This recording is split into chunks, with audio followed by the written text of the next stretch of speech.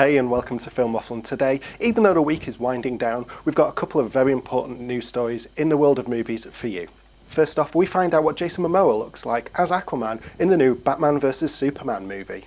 And second, we find out just what has been going on behind the scenes of the 50 Shades of Grey sequel.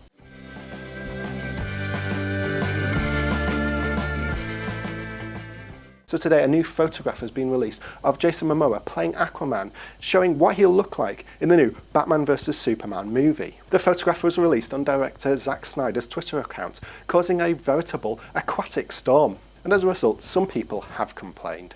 They've gone onto the internet to say that they wished that he had his trademark green tights, gold armour and blonde hair. But seriously, do you think that would suit the new movies, when everybody else looks decidedly different? I really don't think so. I mean, in my opinion, it barely suited the comic books.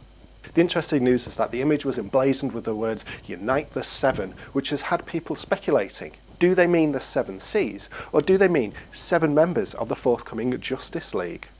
What I think is interesting is, like Wonder Woman before it, Zack Snyder is drawing a lot of attention to characters that will be getting cameos in the forthcoming Batman vs Superman movie.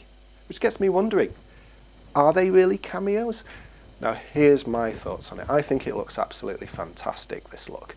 I think it really suits the existing Superman imagery that we've seen in the first Superman film, but also the images that we've seen of Batman and Wonder Woman come out before it. I think it really is in keeping with that. But for me, the real question has to be this: how did Aquaman, who lives under the sea, get all those tattoos?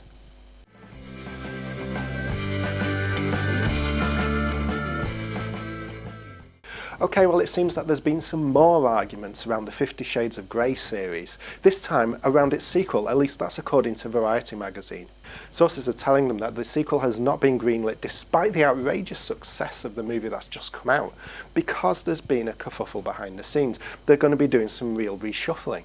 And as the magazine rightly points out, when you have a winning formula in Hollywood, you tend to stick with it. You tend to try and keep as many cast and crew as possible. But this time it looks like maybe the writer and the director will not be coming back. That's right, despite their successes with this movie, Sam Taylor Johnson, the director, and Kelly Marcel, the screenwriter, are not likely to be returning to the movie. At least that's according to Variety's sources, and we'll have to go with those for the moment. Instead, controversially, the author of the novels, E.L. James, wants to write the screenplay herself. This is building on the unprecedented control she had over the original movie. And all these negotiations mean that any hopes or any plans that they had of releasing this film for next Valentine's Day are disappearing fast.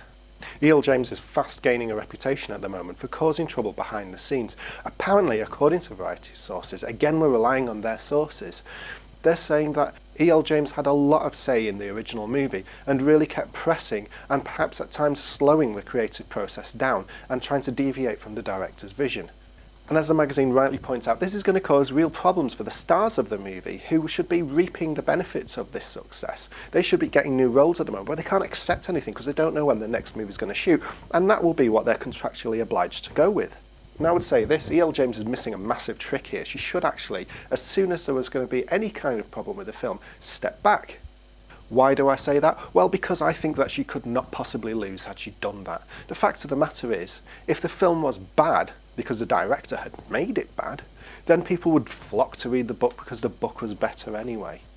Likewise, if the film was good, people would rush out to buy the book in droves. She would get people that she had never had reading her books, reading them for the first time. Thanks for watching Film Waffle. If you enjoyed this video, please don't forget to give it a thumbs up, and also click subscribe as well so you get all the latest movie news when it happens.